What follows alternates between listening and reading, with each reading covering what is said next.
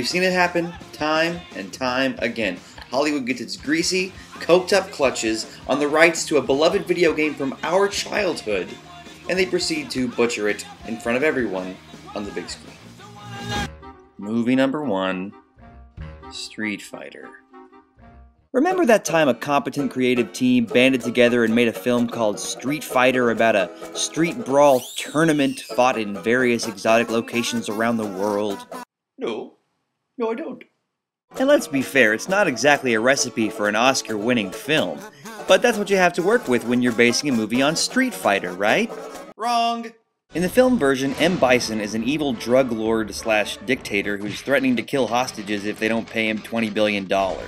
Guile, who, by the way, if he's your favorite character, you might be a douchebag, is somehow the main character. And Guile, the American GI dude, is played by this guy.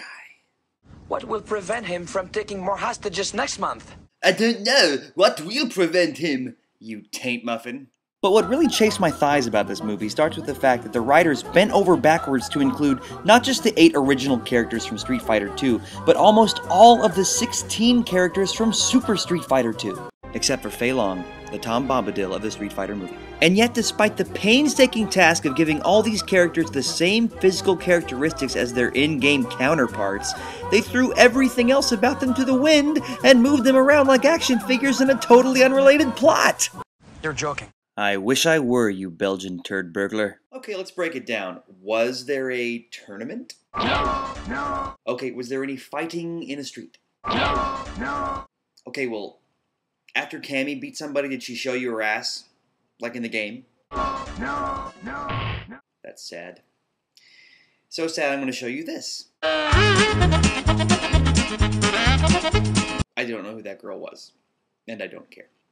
So somehow this is the one movie on the list that made money instead of losing it. I hope that made Raul Julia's soul happy. Budget, $35 million. Worldwide revenue, $100 million. Net gain, $65 million. One for each disappointed child.